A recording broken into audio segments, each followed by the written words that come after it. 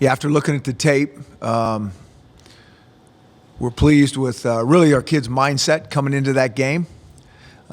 We talked about starting fast. We talked about coming out with great energy and trying to set a tone, and I think on all phases we did. I think starting with our kickoff return, which was good energy, good mojo, a little bit of fun.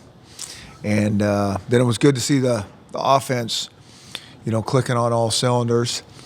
I think, red zone football's always an important thing, and I think we scored most of the times we got down there. Towards the end, we didn't. We were running the ball a little bit more than staying balanced there, but that was okay. And on defense, the kids played really good. I thought there was, maybe 2 tackles in there that we missed. That one of them really hurt us. But other than that, those guys are flying around, getting turnovers, got a couple good turnovers. Awesome to see a freshman get a turnover. Give them a little confidence. And so we were pleased with it overall and excited for this week. All right, Ted Miller, go ahead. Hey, Chris, it's Ted Miller with ESPN.com. It was once remarked by Jim Walden that he was a 2,000-word underdog to Huskies coach John James. Do you feel like that you're about the same sort of underdog to Mike Leach? Could be. I enjoy hearing Coach Leach talk. I really do. It's always entertaining. And but I will say this: he's got those guys going. Those guys are playing really good football. We've had a chance to, through the season, we haven't really had a chance to, haven't watched those guys too much. We certainly pay attention to what they're doing and have been impressed that they've won a lot of close games, and now putting the tape on and seeing what's going on. I mean, they're playing as good at football as anybody out there. They really are. They play extremely hard. They execute well, and they got a lot of confidence, a lot of momentum. And another question concerning you and Mike. In a rivalry game where fans are so into it and so bitter about it, what's your strategy for maintaining a civil relationship with Coach Leach? I like him. Like I said, I mean, I've got to know him over the last 2 years, and he has such a unique approach that I really enjoy talking to him and listening to him. And so it's not about that. It's not about the coaches. It's about the kids being ready to play, playing their best, representing their university. And this is a big game, and everybody gets it on both sides. And so it's not about the coaches. It's about us playing the best football we can and making the Huskies proud. Great. Thanks, Chris. Okay. Anybody got any questions on the last game? I'd love to take those questions. How impressed were you with Feeney tracking down Lucas on that run? Yeah, I mean, and if you see the whole thing, if you go back and watch it, he is actually on that side where the ball hits, kind of gets out of his gap a little bit, comes from the other side, circles around. And Lucas, I mean, he can run. I mean, we saw that last week against Cal. And so the one thing we'd been telling our team that this guy's shifty. This guy's got really good speed. And so when he took off, I was like, this guy's gone.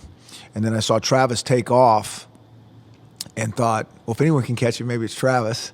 But still thought, no, he's not going to get him. And I mean, it's just one of those lessons that he catches them and then they do not score points. And those are the kind of things that are as impressive as anything out there. I mean, he's got some physical tools that, our defensive coaches would say it's all coaching, but I'm here to be a little bit more honest.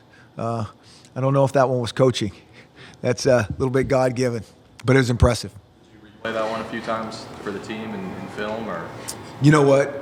Yeah. I mean, in each position group definitely did, and I mean, everybody knew how impressive that was, and I think everybody even got it, that they didn't score after what he did. We've had a couple of those come up throughout the season, and, we usually make a big deal, and I think those kids understand. I mean, that's why he went after him. That's, anything can happen, and, really good football.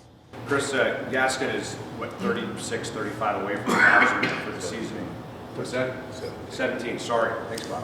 Did you feel like you wanted to get that for him Saturday, or it just wasn't important to get that, or what? I didn't even know that until you just said that. I mean, honest to God, that's how much we pay attention to stats.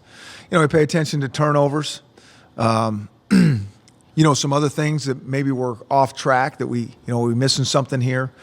But really, those individual stats, I had no idea that Miles was that close, and I don't really know what it means, other than he's played really well this year. And, we're proud of him. And he's a slippery guy. He really is. And he makes guys miss, and he's got deceptive speed. And, I think if you had asked us a few months ago that guy's, going to run for that many yards as a true freshman, and we would have kind of been looking at you like, we're not even sure if he's going to play this year. So it's impressive. Has he been maybe a little more durable than maybe you guys anticipated, or obviously for his size? And it seemed like you guys were obviously careful not to put too much on him early on.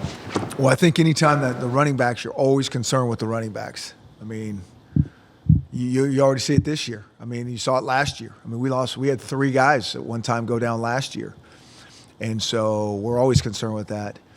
And I think some guys have a little bit of innate knack for, call it luck, call it instincts, call it whatever, a little bit of luck. I mean, it's all those things. But Miles is also very put together. I mean, he doesn't look like your normal freshman. He's a little bit vertically challenged, but other than that, he's put together. And he holds up well. In a game like that, what's the protocol to not really running up the score and making the other team look bad? Well, I think one thing is it's good to get other guys in. I mean, I kind of said that before. I mean, that doesn't happen too much, in the schedule that we play. And those kids that got in the game, I'm telling you, they work just as hard as those starters do. And so to be able to get them some work is good because there's nothing like game reps. So that's really good. And, you work on your base type packages and I know that they're a lot happier at practice today than they were last week. So that's all good. Temptation that, okay, you've got KJ in for a whole half now, maybe let him throw a few passes, but obviously you don't want to run it up. But is there any temptation to let him throw it a few times? Or? I mean, yeah, sometimes you'd like to do that, but we seem to be getting decent field position and, all those things. And so there's still other things to work on, to pay attention to. We got a long way to go. I mean, you know how we feel about the run game and staying balanced and those things. And so, I know all quarterbacks want to get out there and wing it, but there's a time and a place for all that. Regarding the opening kickoff lateral, how excited was the team when they heard you were going to do that? And was that a big point of it, to get these guys really engaged in it? That's a good question. They really didn't make a big deal about it. Coach Choate had said the other day in the meeting, hey, we're going to open up with this. And I didn't hear any rumblings or anything like that. We always have a bunch of things in our back pocket. And we've held on to a lot of things. And so I think maybe sometimes they think, oh, here goes another one that we're not going to get to. But I think he and I felt really comfortable with it. We'd done that before, and it's, it looks like trickery and all those things, but it's actually a pretty good way to make sure the field stays balanced. And I think the 2 guys that were operating it, you put something like that in, they spend extra time at practice. You don't even have to talk to them. They're out there on their own, like, turn the lights off when you get this thing right. And that's what's always fun about those type of plays. And the strategy to have Clatcher lay down, has that always been what you've done in this play? Yeah. So we let I don't want to give away too many details, but they can, let the ball get kicked and then go get small and maybe not let them see. I mean, sometimes the ball hangs up. Depending on the coverage, you can get the ball up, carry the ball a little bit longer. So they really kind of collapse on the ball carrier, and the thrower's got to have a good sense of, I better get this thing out, and it's got to be backwards, and they did a good job with it. How do you coach that business of getting on the field and then laying down in the way you're always going to see it? Well, you kind of work on the timing and all those things, and you want the ball to get up in the air, and they're all converging where the ball's going, and so hopefully they take their eyes off the other returner, and just in case somebody sees something from the side, we have them lay down and sneak out when you can. it doesn't hurt when you're in white uniforms and the numbers are white, and so you know, yeah. Done it if we were in purple. We've done it. We've it just helps. It just helps. Yeah. Chris, how do you balance the narrative of the rivalry game and with the team just staying with their focus of what they need to do? Yeah. And trying to stay away from that distraction, if you can call it that. Yeah. Well, I think there's a lot of distractions going on this week. I really do. We have Thanksgiving, which gives us and we're playing on a short week. A lot of parents coming in. We have senior night. We have a banquet shortly. So there's a lot of different things going on. So we've kind of addressed it. But I think we got to also use it just as a positive, that there's a lot of excitement going on, that, all these games at the end of the year to play your rival and all those things, that's all good. That's all fun. And I hope they feel it's, there's a different energy in those type of things. The injury to Falk has sparked further discussion on the gravity of concussions and Yeah. whatnot. How serious of an issue do you think this is in college football? Yeah. Well, I'll tell you what, I think anytime that there's really good discussion about it, I think that's a good thing. I really do, because it's obviously an issue that this sport has to deal with and pay close attention to. And so I don't see that as necessarily a negative. I can speak for ourselves. I mean, we have the finest team doctors and trainers that are on the cutting edge of what's going on concussion-wise, and we're all about protecting these kids. And if there's any inkling of making something worse in terms of those things, we know exactly what we're doing. And so, I think we got to look at that as a positive, because it is part of the game. It's scary when those things happen, and so we got to take the right protocol afterwards. As more information has come out on the subject over the years, how has that changed your approach to coaching? Yeah, it's changed it a lot in terms of, how we teach tackling. Tremendous amount of difference. I know even a handful of years, you'd see some D linemen come off the ball. And I remember a few years ago, one of our offensive tackles, was pass setting, and the DN comes off and kind of slams his helmet into the offensive tackle's helmet, which is what they do. And I remember, right then and there, I'm like, hold on here. No, we're not doing that. There's no need for that, other than to get somebody a concussion. And so, I just think there's so much more awareness, and there's a lot of little subtleties that can change the game to make it safer in the long run. But it's something we all got to continue to pay attention to and work with, from tackling to, the protocol with the doctors. We've got a chance to talk to the doctors around here, and how they're looking at things and researching it and giving us as much information as they can. It's still an unbelievable game, and we're going to change it for the better as we move forward. If everybody on the line can star 6, please, to read out your lines. Thank you. Can you talk about the receiver group, Chris, and your ability to cover them up? You talking about Washington State's? Well, you don't lead the nation in passing with just a great quarterback and no weapons to throw to. Yeah, they're very precise. It's a system that I haven't known a whole lot about, but I've looked at it a little bit more over the years, and it's awesome. The job that he does putting together. They different. They run a lot of similar concepts over and over, but these concepts all complement each other. They're very much into taking space on the field. They're into creating space with their splits. They're into creating space with their wide receiver splits. I think he runs the ball more than he has, which is, in our opinion, we always think running the ball is good, and so he does that more, and so all those things make it tough to defend those receivers. And then they have some guys that have played for him for a while that are as good as anybody in this conference for sure. Are you preparing as if Falk will play? Well, I'll tell you this. The backup that came in, Bender, I believe. So we've watched him a little bit.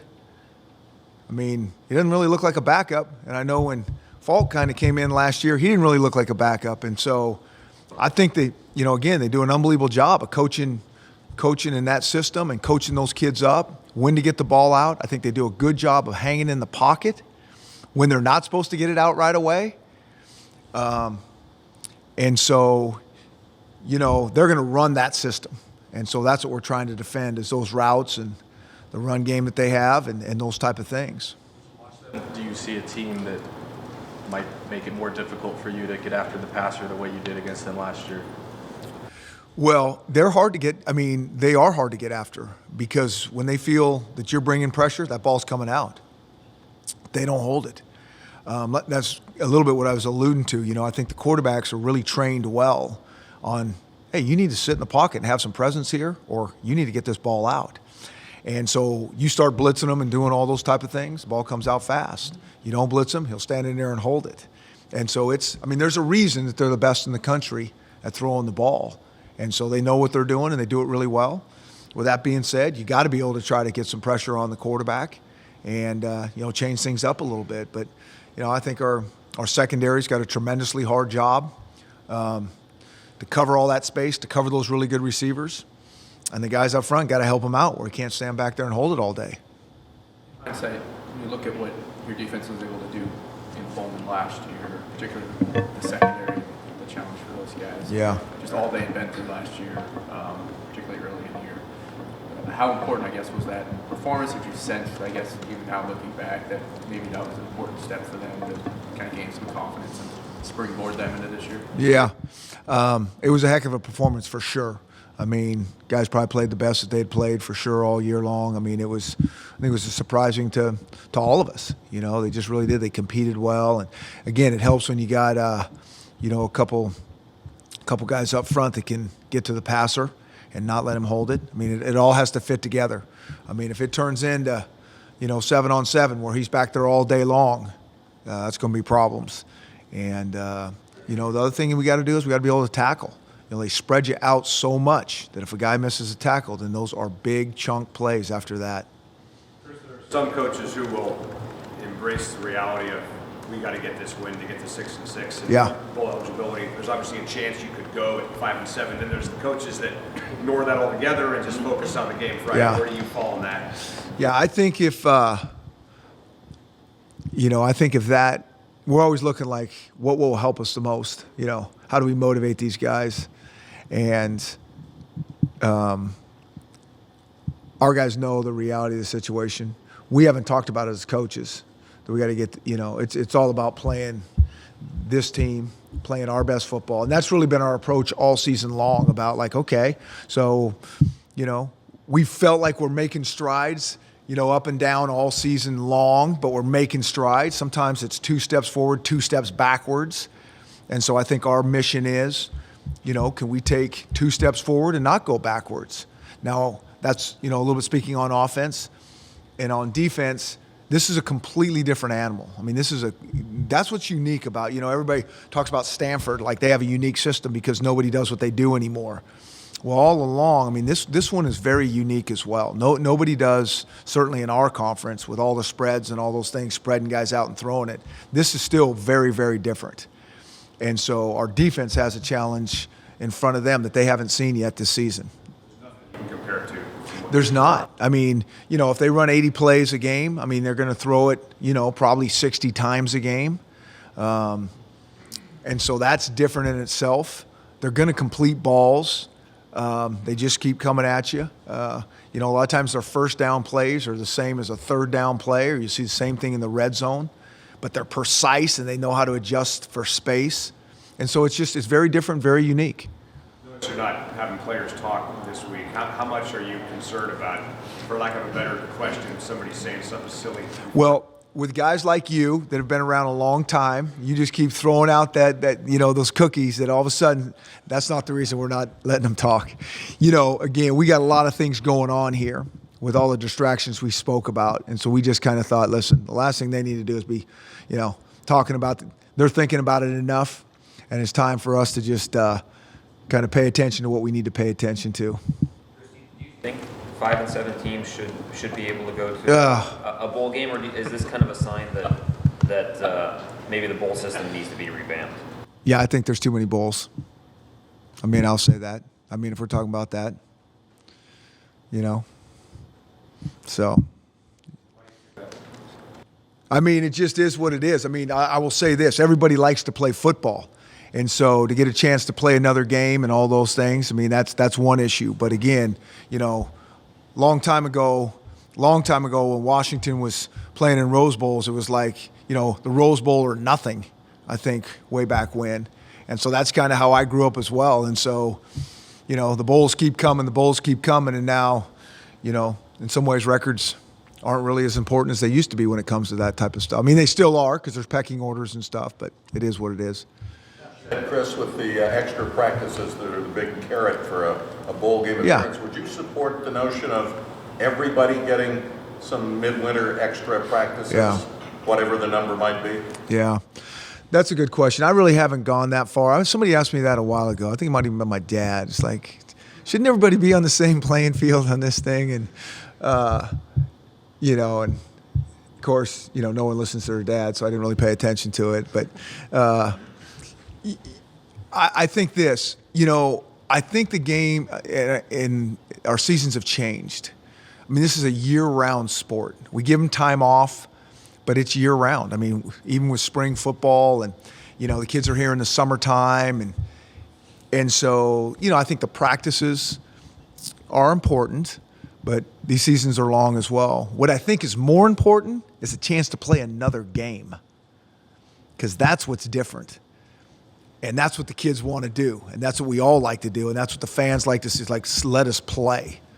And so I know I didn't really answer your question about more practice time and all those type of things, but kind of getting back to the bowl situation, I don't think as much about the practice time as I do about you play another game, and that's what's hard to come by.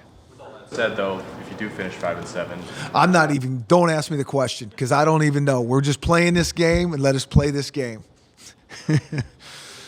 Washington has always historically had a recruiting edge in this state. What would a consistently strong program in Washington State, how would that change the recruiting equation in this state? Well, you know, recruiting is so tough anyways. And I think, you know, the kids in the state, I mean, these schools are you know, much different just with the geography, where they're located and all those type of things. And so I think, you know, there's a lot of to each his own in terms of, like, some kids, you know, don't want to live in a city, and some kids don't want to live in a smaller town. And so you have that going on already. But I think at the end of the day, you know, as coaches, you're always, no matter where you are, you know, if people get excited about guys winning games. And so, you know, that's what we think about in recruiting. You know, we got to win more. We got to win. With this beautiful, you know, sometimes you can have the beautiful most everything. And if you don't win enough, it doesn't matter. And so I think that's how every coach thinks.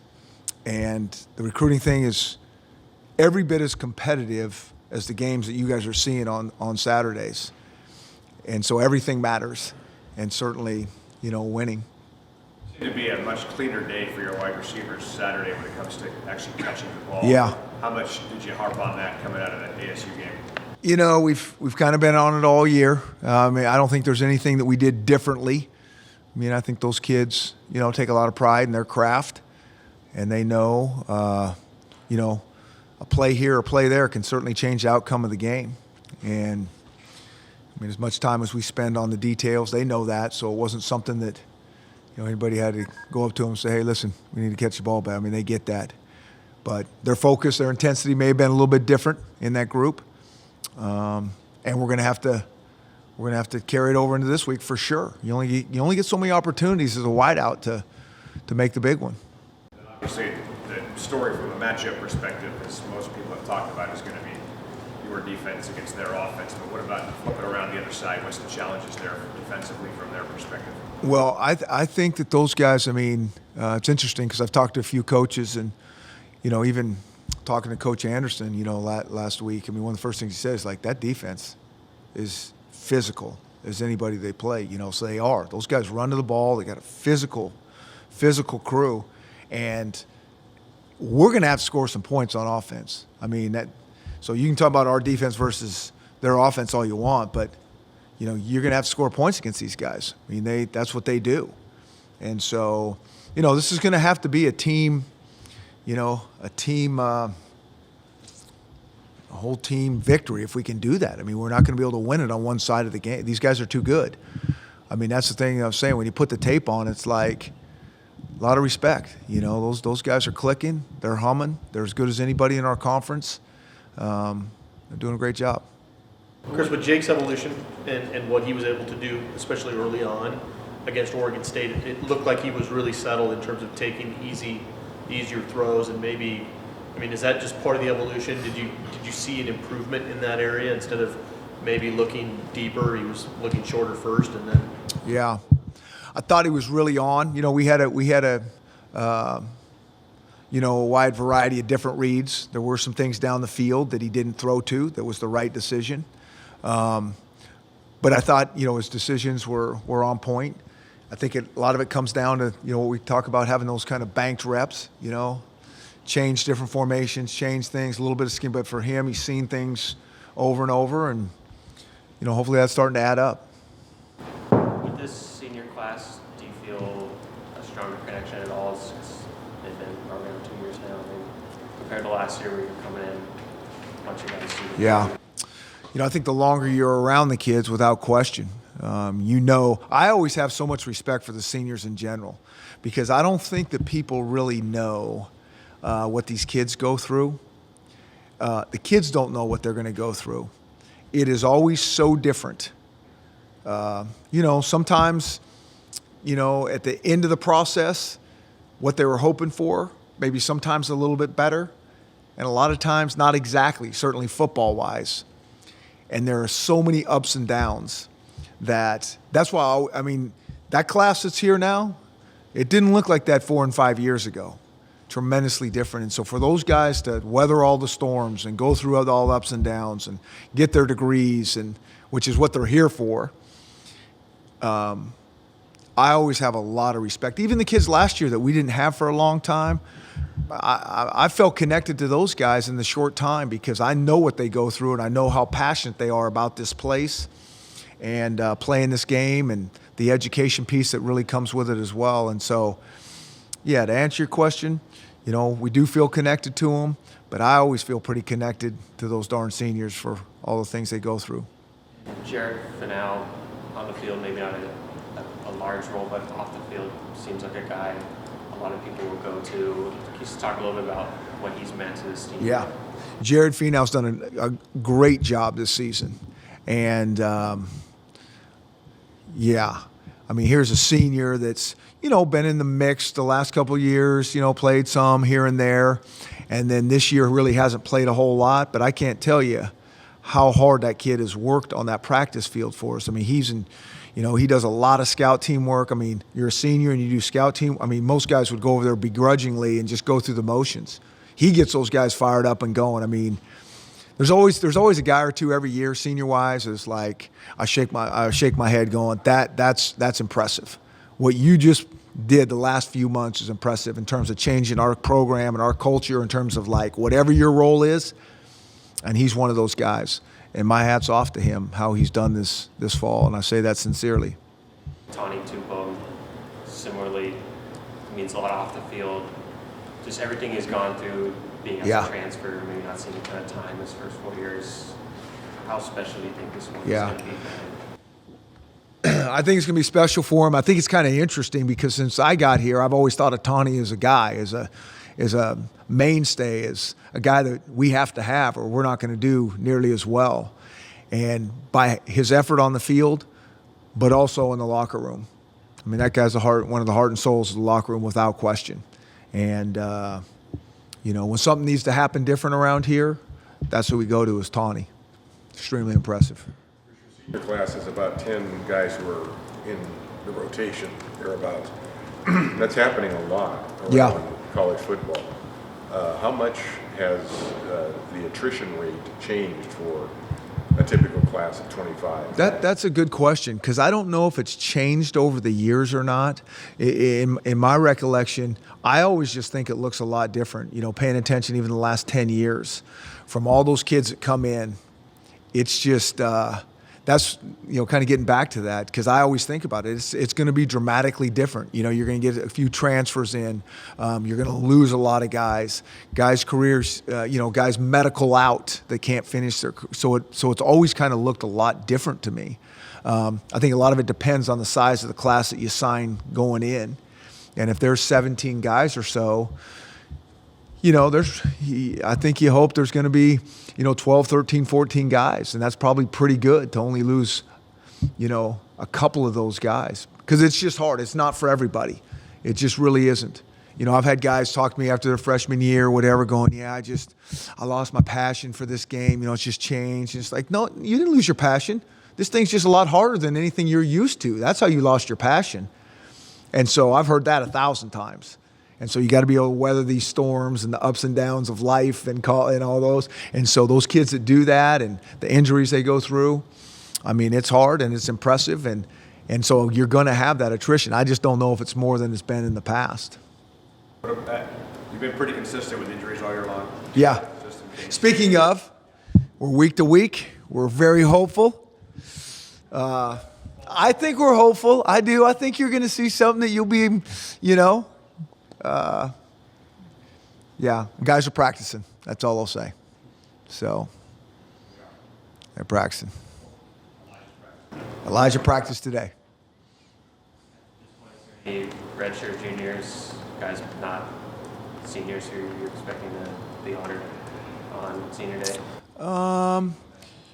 Believe Corey Fuivai is going to go through. Neil Saluki, I think, is going to go through. I think those two guys. Yeah. Alluded to Jake's banked reps. Could you sort of give an overall assessment of his growth to this point? Yeah. Overall assessment. I think he's growing. I think this, you know, for us to play a freshman, you got to have started at a pretty high level, you know. So it wasn't like when we started our first game, you know, it's like he was pretty dialed in. But I also think back to that first game he did play over that blue turf, of being able to process things really fast and make some plays and check downs and those things. And so I think, you know, it hasn't been like, oh, my stars, look at him from game one to now, he's just so completely, but I think he is significantly better. I think it's those subtle things. And I think he'll keep doing that as we go along. And, you know, all of our quarterbacks in there and KJ and company, and, you know, you hope that they're not so far away that, you know, each game is like looking dramatically different. But I'll say this, I mean, it's such a hard position with the different things that those people throw at him. You know, I've been impressed with how he's handled so many things, and I do think he's grown, and I think he's gotten better in just terms of, you know, things that are hard to sit here and describe all the time, but just the processing of where to go with the ball, accuracy of things, when to not throw it. We can always get better at making decisions, but I think he's done a good job. All right. Thanks, everybody. Okay. Thank you, guys.